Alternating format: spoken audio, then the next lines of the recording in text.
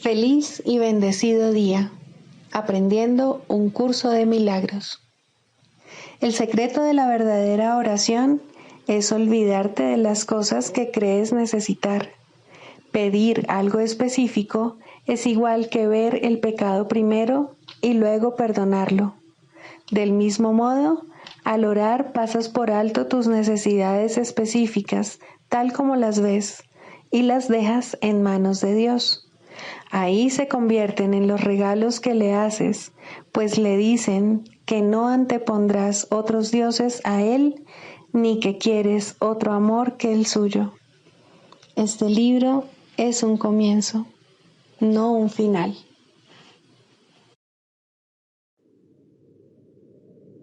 Del prefacio que postula, párrafo 9. La percepción es una función del cuerpo y por lo tanto supone una limitación de la conciencia. La percepción ve a través de los ojos del cuerpo y oye a través de sus oídos. Produce las limitadas reacciones que éste tiene. El cuerpo aparenta ser, en gran medida, automotivado e independiente, mas en realidad solo responde a las intenciones de la mente. Si la mente lo utiliza para atacar, sea de la forma que sea, el cuerpo se convierte en la víctima de la enfermedad, la vejez y la decrepitud. Si la mente, en cambio, acepta el propósito del Espíritu Santo, el cuerpo se convierte en un medio eficaz de comunicación con otros, invulnerable mientras se le necesite, que luego sencillamente se descarta cuando deja de ser necesario. De por sí, el cuerpo es neutro, como lo es todo en el mundo de la percepción. Utilizarlo para los objetivos del ego o para los del Espíritu Santo depende enteramente de lo que la mente elija. Introducción. Este es un curso de milagros. Es un curso obligatorio. Solo el momento en que decides tomarlo es voluntario. Tener libre albedrío no quiere decir que tú mismo puedas establecer el plan de estudios. Significa únicamente que puedes elegir lo que quieres aprender en cualquier momento dado. Este curso no pretende enseñar el significado del amor, pues eso está más allá de lo que se puede enseñar. Pretende, no obstante, despejar los obstáculos que impiden experimentar la presencia del amor, el cual es tu herencia natural. Lo opuesto al amor es el miedo, pero aquello que todo lo abarca no puede tener opuestos. Este curso puede, por lo tanto, resumirse muy simplemente de la siguiente manera. Nada real puede ser amenazado. Nada irreal existe. En esto radica la paz de Dios. Capítulo 1. El significado de los milagros. Primero, principios de los milagros. Principio 23. Los milagros reorganizan la percepción y colocan todos los niveles en su debida perspectiva. Esto cura, ya que toda enfermedad es el resultado de una confusión de niveles. Capítulo 27, sección 3. Más allá de todo símbolo. El poder no puede oponerse a nada, pues ello lo debilitaría, y la idea de un poder debilitado es una contradicción intrínseca. Una fuerza débil es algo que no tiene sentido y si el poder se utiliza con el propósito de debilitar, se está utilizando para limitar. Por lo tanto, no puede sino ser limitado y débil, ya que ese es su propósito. Para ser lo que es, el poder no puede tener opuestos. Ninguna debilidad puede adentrarse en él sin convertirlo en algo que no es. Debilitar es limitar e imponer un opuesto que contradice al concepto que ataca, y ello añade al concepto algo que es ajeno a él y lo hace ininteligible. ¿Quién podría entender conceptos tan contradictorios como un poder débil o un amor odioso? Has decidido hacer de tu hermano el símbolo de un amor odioso, de un poder débil, pero sobre todo de una muerte viviente. Y así, él no significa nada para ti, pues representa algo que no tiene sentido. Representa un pensamiento que se compone de dos partes, en el que una de ellas anula a la otra. Sin embargo, la mitad que fue anulada contradice de inmediato a la otra, de modo que ambas desaparecen. Y ahora él no representa nada. Los símbolos que no representan otra cosa que ideas inexistentes no pueden sino representar la vacuidad y la nada. Sin embargo, la vacuidad y la nada no pueden ser una interferencia. Lo que puede interferir en la conciencia de la realidad es la creencia de que hay algo en ellas. La imagen de tu hermano que ves no significa nada. No hay nada en ella que atacar o negar, amar u odiar, dotar de poder o considerar débil. La imagen ha sido completamente obliterada porque era el símbolo de una contradicción que anulaba al pensamiento que representaba. Por lo tanto, la imagen no tiene causa en absoluto. ¿Quién puede percibir efectos sin causa? ¿Qué puede ser aquello que carece de causa sino la nada? La imagen de tu hermano que tú ves jamás ha estado ahí ni jamás ha existido.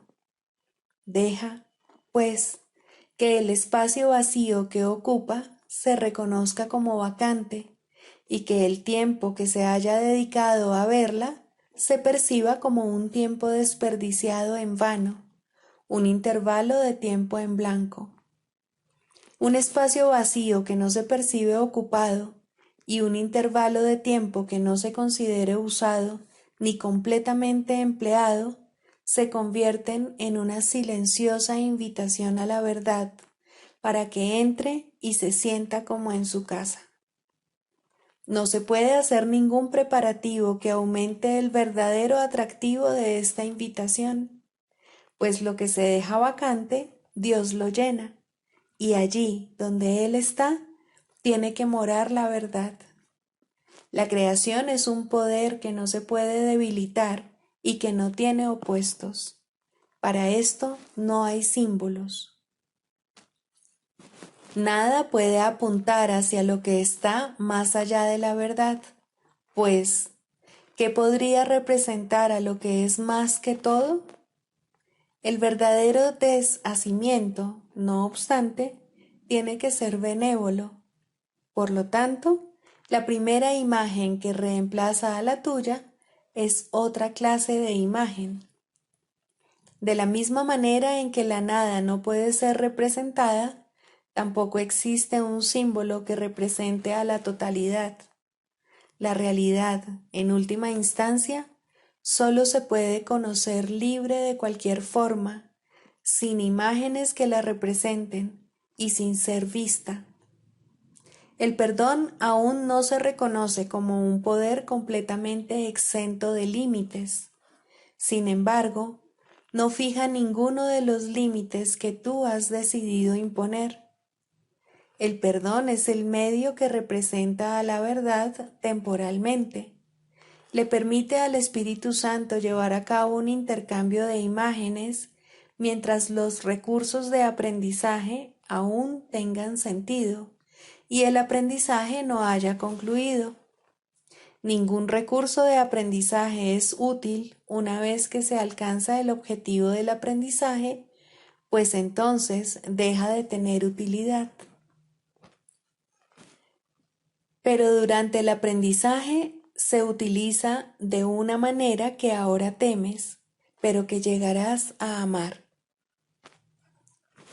La imagen de tu hermano que se te ha dado para que ocupe el lugar que tan recientemente dejaste desocupado y vacante, no necesitará defensa de ninguna clase, pues le darás una preferencia abrumadora. No te demorarás ni un instante en decidir que esa es la única imagen de él que quieres. No representa conceptos contradictorios y aunque no es más que la mitad de la imagen y está incompleta, en sí misma es homogénea. La otra mitad de lo que representa sigue siendo desconocida, pero no se ha anulado. Y de este modo, Dios queda en libertad para dar el paso final. Para esto no necesitas imágenes ni recursos de enseñanza, y lo que en última instancia habrá de ocupar el lugar de todo recurso de enseñanza, sencillamente será. El perdón se desvanece y los símbolos caen en el olvido, y nada que los ojos jamás hayan visto o los oídos escuchado queda ahí para ser percibido. Un poder completamente ilimitado ha venido, no a destruir, sino a recibir lo suyo. Con respecto a tu función, no hay opciones entre las que elegir en ninguna parte.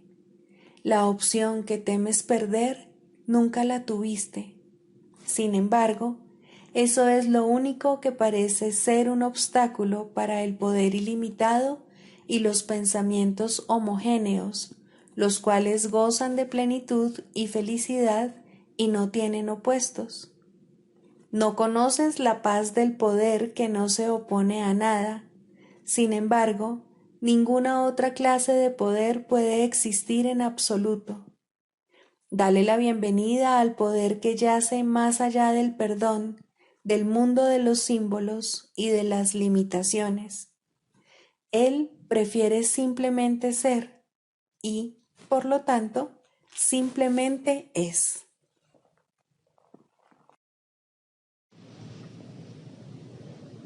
Libro de ejercicios, lección 191.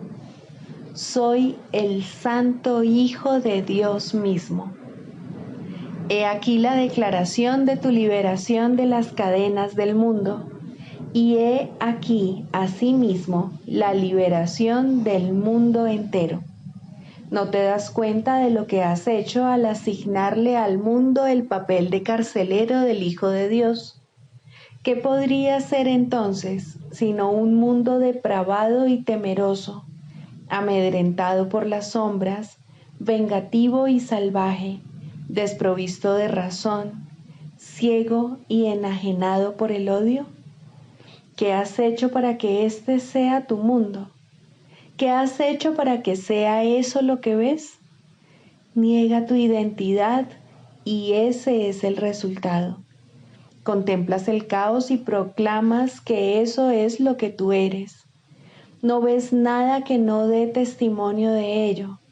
No hay sonido que no te hable de la flaqueza que hay dentro y fuera de ti, ni aliento que respires que no parezca acercarte más a la muerte, ni esperanza que alientes que no haya de acabar en llanto. Niega tu verdadera identidad y no podrás escaparte de la locura que dio lugar a este extraño, antinatural y fantasmal pensamiento que se burla de la creación y se ríe de Dios. Niega tu verdadera identidad y te enfrentas al universo solo, sin un amigo, una diminuta mota de polvo contra legiones de enemigos. Niega tu verdadera identidad y contemplarás la maldad, el pecado y la muerte, y verás la desesperanza arrebatarte de las manos todo vestigio de esperanza, dejándote solamente con ansias de morir. Sin embargo, ¿qué podría ser esto sino un juego en el que puedes negar tu identidad? Eres tal como Dios te creó. Creer cualquier otra cosa es absurdo. Con este solo pensamiento todo el mundo se libera. Con esta sola verdad desaparecen todas las ilusiones. Con este solo hecho se proclama que la impecabilidad es eternamente parte integral de todo, el núcleo central de su existencia y la garantía de su inmortalidad. Deja que la idea de hoy encuentre un lugar entre tus pensamientos y te habrás elevado por encima del mundo, así como por encima de todos los pensamientos mundanos que lo mantienen prisionero. Y desde este lugar de seguridad y escape, retornarás a él y lo liberarás. Pues aquel que puede aceptar su verdadera identidad realmente se salva, y su salvación es el regalo que les hace a todos como muestra de gratitud hacia aquel que le mostró el camino a la felicidad, que cambió toda su perspectiva acerca del mundo. Basta con un solo pensamiento santo como este para liberarte. Tú eres el Santo Hijo de Dios mismo. Y con este pensamiento santo comprendes a sí mismo que has liberado al mundo. No tienes necesidad de usarlo cruelmente y luego percibir esa misma necesidad en él. Lo liberas de tu aprisionamiento. No verás una imagen devastadora de ti mismo vagando por el mundo llena de terror, mientras que éste se retuerce en agonía, porque tus miedos han dejado impreso en su corazón el sello de la muerte. Alégrate hoy de cuán fácilmente desaparece el infierno. No necesitas más que decirte a ti mismo: soy el Santo Hijo de Dios mismo. No puedo sufrir ni sentir dolor.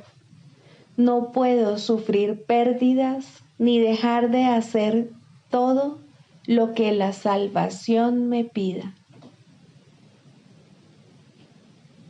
Y con este pensamiento, todo lo que contemples cambiará por completo. El milagro ha iluminado todas las lúgubres y viejas cavernas en las que los ritos de la muerte reverberaban desde los orígenes del tiempo, pues el tiempo ya no tiene dominio sobre el mundo.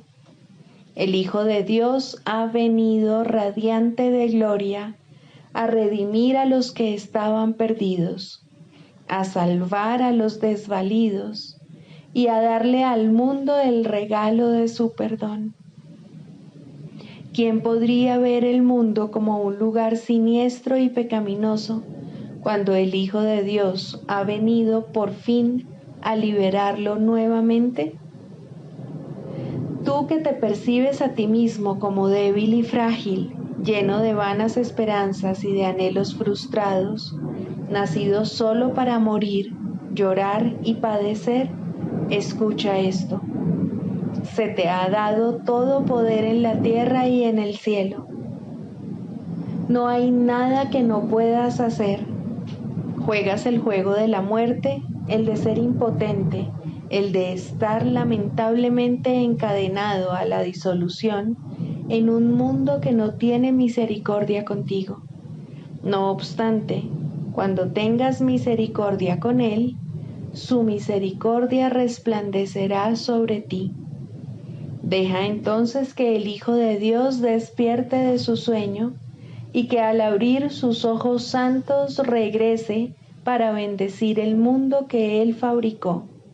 Este nació de un error, pero acabará en el reflejo de la santidad del Hijo de Dios, y éste dejará de dormir y de soñar con la muerte. Únete a mí hoy. Tu gloria es la luz que salva el mundo. No sigas negándote a conceder la salvación. Contempla el mundo que te rodea y observa el sufrimiento que se abate sobre él. ¿No está acaso dispuesto tu corazón a llevarles descanso a tus fatigados hermanos? Ellos tienen que esperar hasta que tú te liberes. Permanecen encadenados hasta que tú seas libre. No pueden ver la misericordia del mundo hasta que tú la encuentres en ti mismo. Sufren hasta que tú niegues que el dolor te atenaza. Mueren hasta que tú aceptes tu propia vida eterna. Eres el Santo Hijo de Dios mismo. Recuerda esto y el mundo entero se libera.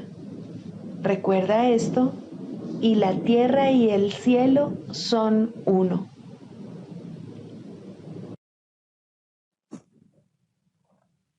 Características de los maestros de Dios. 10. Mentalidad abierta.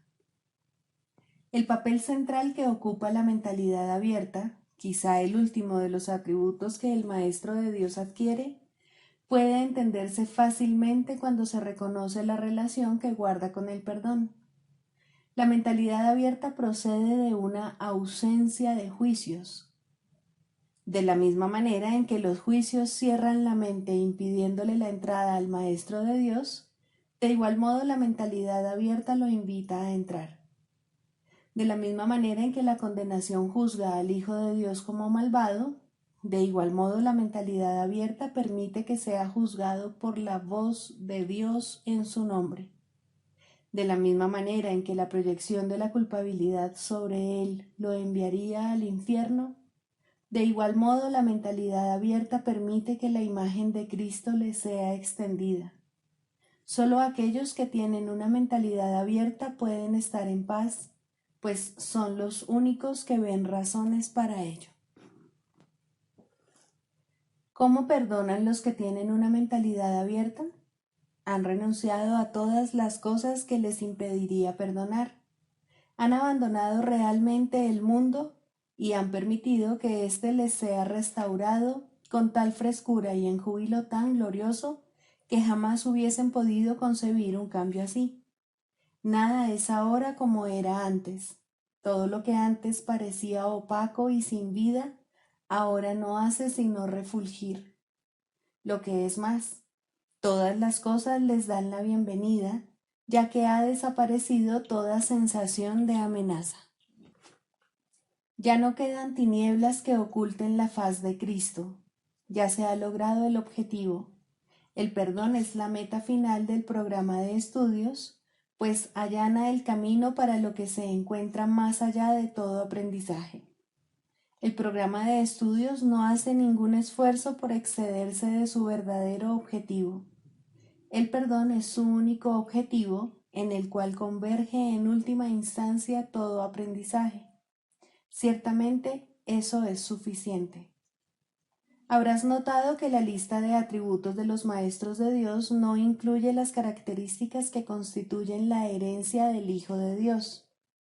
Términos tales como amor, inocencia, perfección, conocimiento y verdad eterna no aparecen en este contexto, pues no serían apropiados aquí.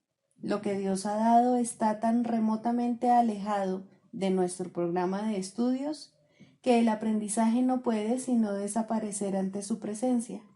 Sin embargo, mientras su presencia esté velada, el enfoque ha de centrarse necesariamente en el programa de estudios.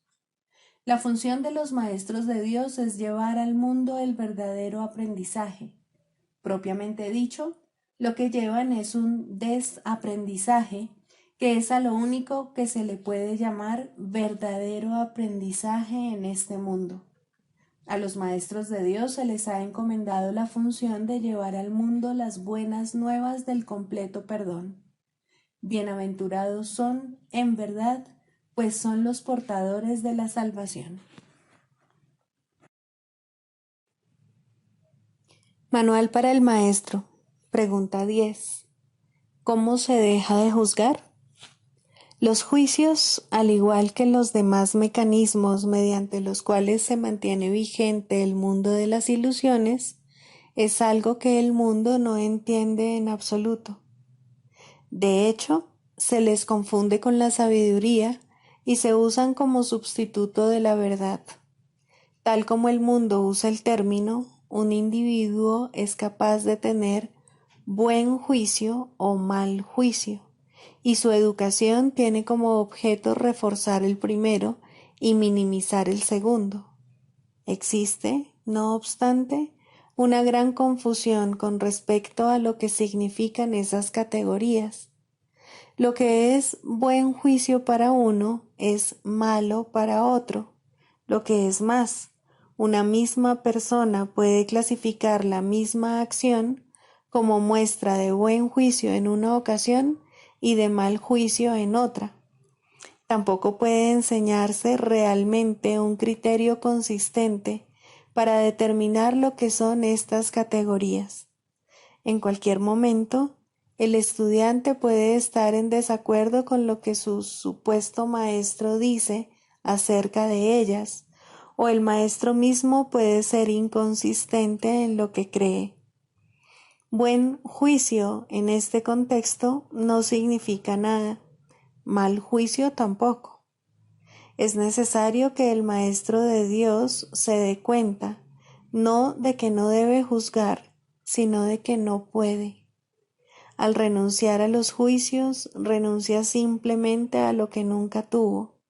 Renuncia a una ilusión, o mejor dicho, tiene la ilusión de renunciar a algo. En realidad, simplemente se ha vuelto más honesto.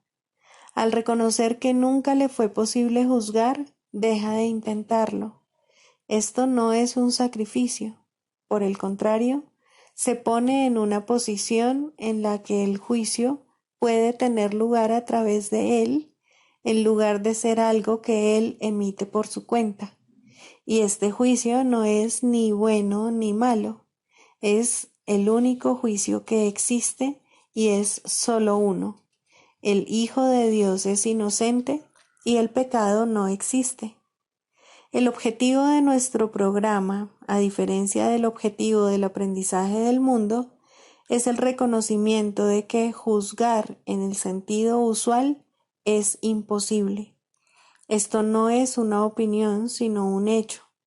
Para poder juzgar cualquier cosa correctamente, uno tendría que ser consciente de una gama inconcebiblemente vasta de cosas pasadas, presentes y por venir. Uno tendría que reconocer de antemano todos los efectos que sus juicios podrían tener sobre todas las personas y sobre todas las cosas que de alguna manera estén involucradas en ellos.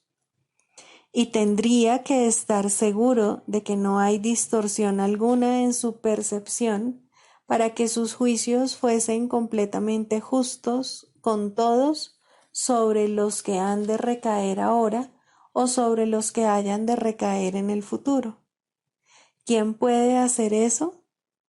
¿Quién, excepto en delirios de grandeza, pretendería ser capaz de todo esto? ¿Recuerdas cuántas veces pensaste que estabas al tanto de todos los hechos que necesitabas para juzgar algo y cuán equivocado estabas? ¿Quién no ha tenido esta experiencia? ¿Tienes idea de cuántas veces pensaste que tenías razón sin jamás darte cuenta de que estabas equivocado?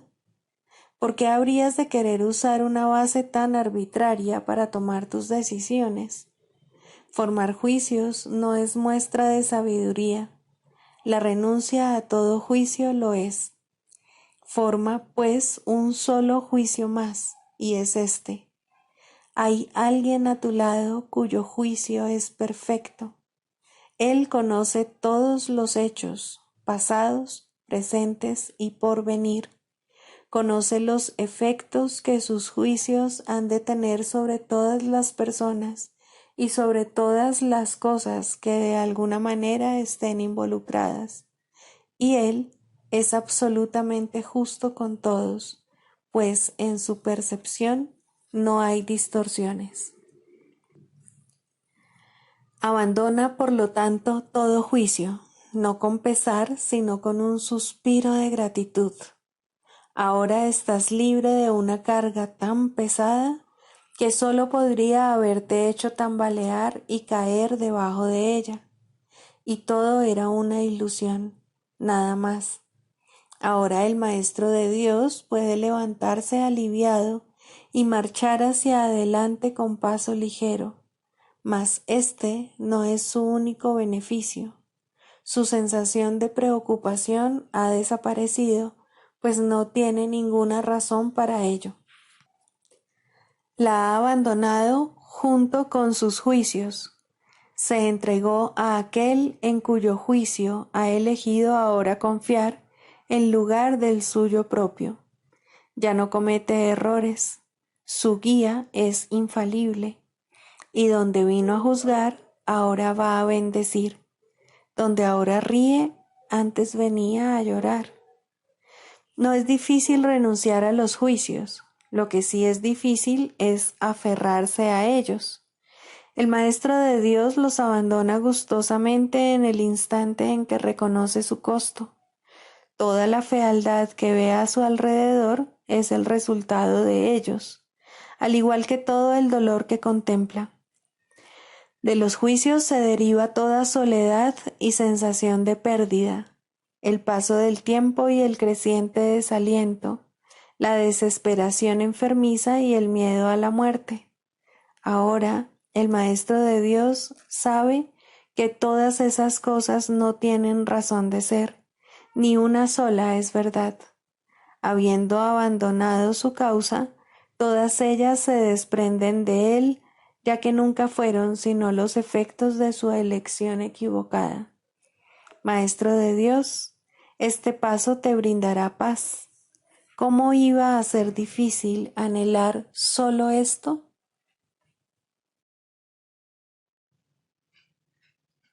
Clarificación de términos. Mente, espíritu. El término mente se utiliza para representar el principio activo del espíritu, el cual le suministra a éste su energía creativa. Cuando el término va con mayúscula, se refiere a Dios o a Cristo, es decir, a la mente de Dios o a la mente de Cristo. El espíritu es el pensamiento de Dios que Él creó semejante a sí mismo. El espíritu unificado es el único Hijo de Dios o Cristo. En este mundo, puesto que la mente está dividida, los hijos de Dios parecen estar separados. Sus mentes, asimismo, no parecen estar unidas. En ese estado ilusorio, el concepto de una mente individual parece tener sentido. En el curso, por lo tanto, se describe a la mente como si consistiera de dos partes, el espíritu y el ego. El espíritu es la parte que aún se mantiene en contacto con Dios a través del Espíritu Santo, quien, aunque mora en esa parte, también ve la otra. No se usa el término alma, excepto en citas directas de la Biblia, por ser un término sumamente polémico. En cualquier caso, sería un equivalente de espíritu, entendiéndose que, al formar parte del ámbito de Dios, es eterna y nunca nació. La otra parte de la mente es completamente ilusoria y solo teje ilusiones. El espíritu conserva su potencial creativo, pero su voluntad, que es la de Dios, parecerá estar cautiva mientras la mente no esté unificada. La creación continúa imperturbable porque esa es la voluntad de Dios. Dicha voluntad está siempre unificada y por lo tanto no tiene significado en este mundo, no tiene grados ni opuestos. La mente puede gozar de rectitud o estar errada dependiendo de la voz que escuche.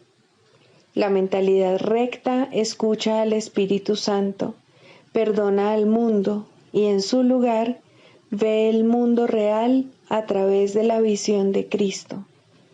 Esta es la visión final, la última percepción, la condición en la que Dios mismo da el paso final. Ahí, al tiempo y a lo ilusorio les llega su fin. La mentalidad errada escucha al ego y teje ilusiones, percibe el pecado, justifica la ira y considera que la culpabilidad, la enfermedad y la muerte son reales.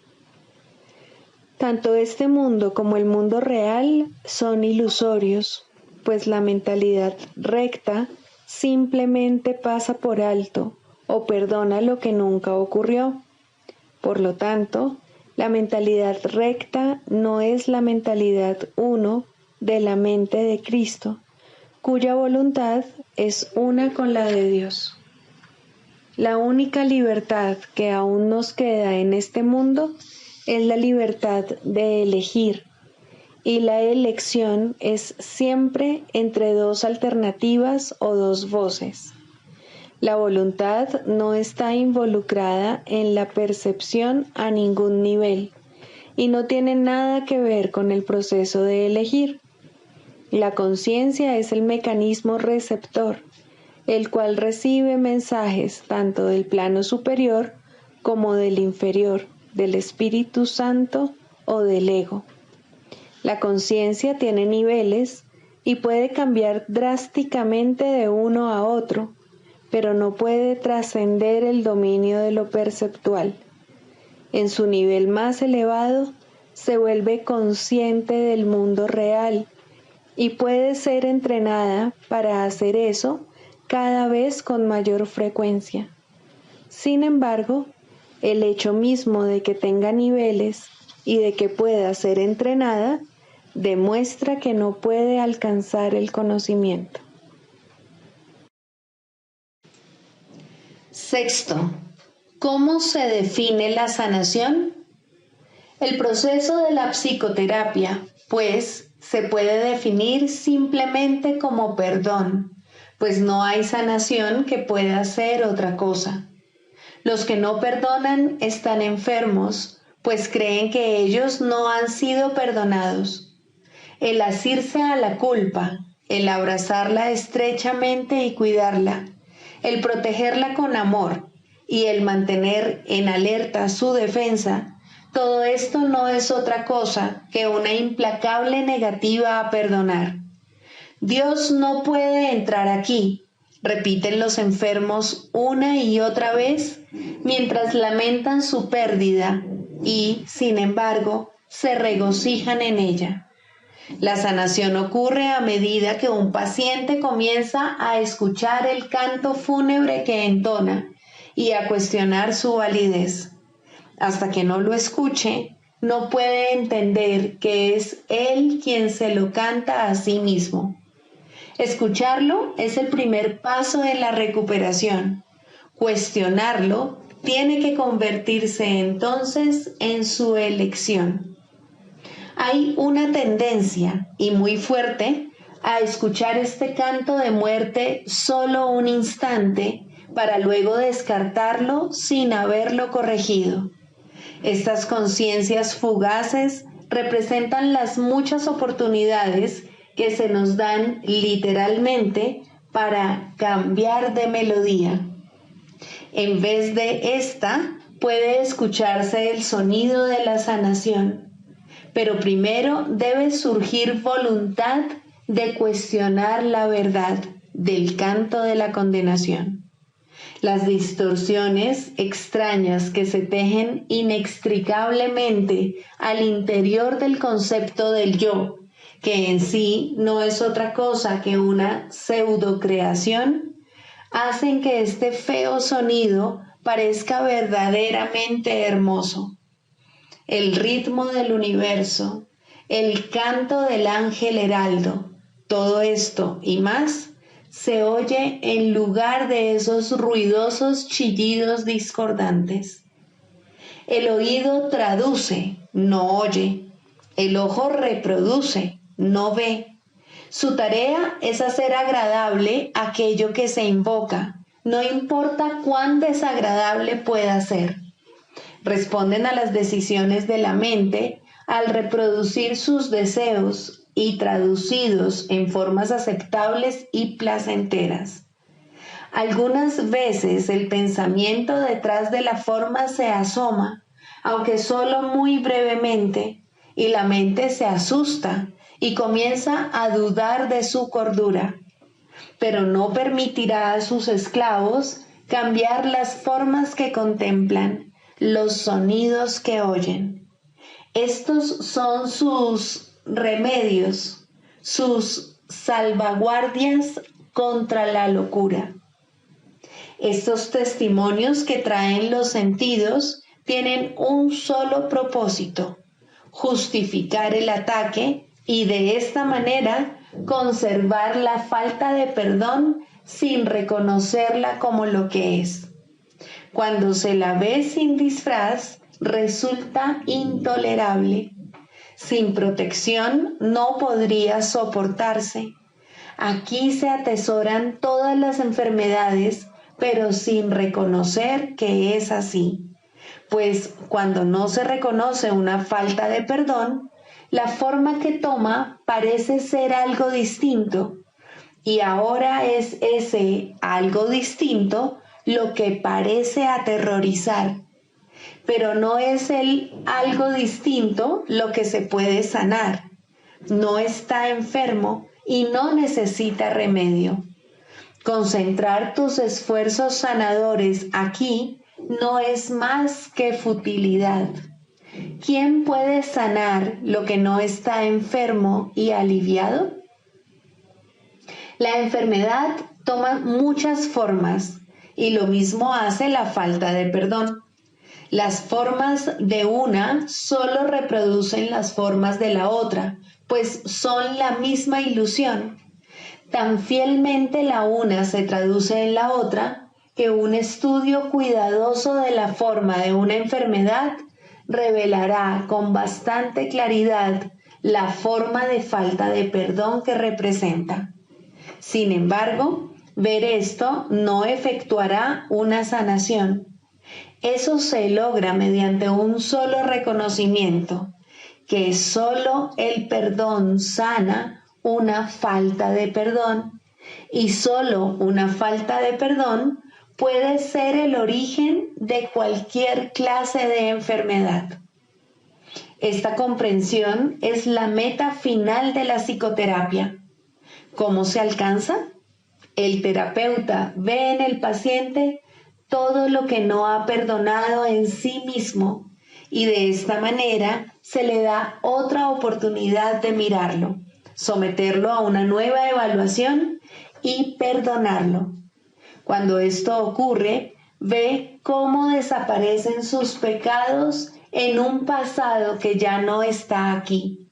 Hasta que lo haga, tiene que pensar que el mal lo asedia aquí y ahora.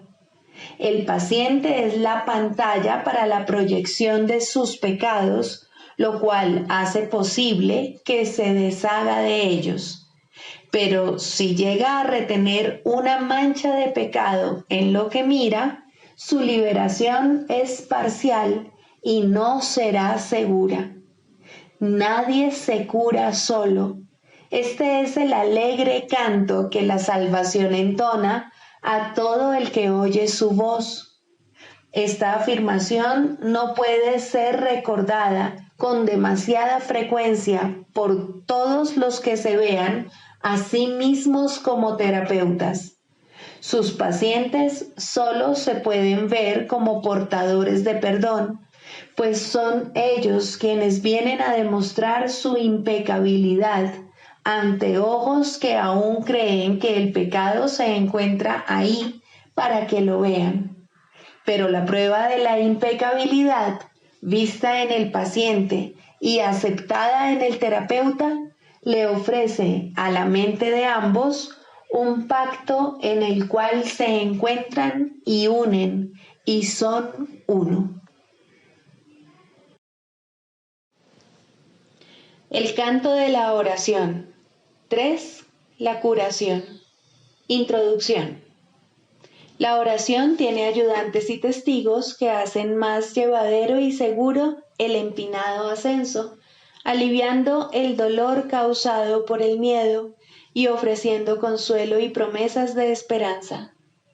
Testigo del perdón y ayudante en la oración, dadora de la certeza de que finalmente alcanzarás la meta, eso es la curación. Su importancia no debe enfatizarse demasiado, pues la curación es una señal o símbolo de la fuerza del perdón y tan solo un efecto o sombra de un cambio de parecer con respecto a la meta de la oración.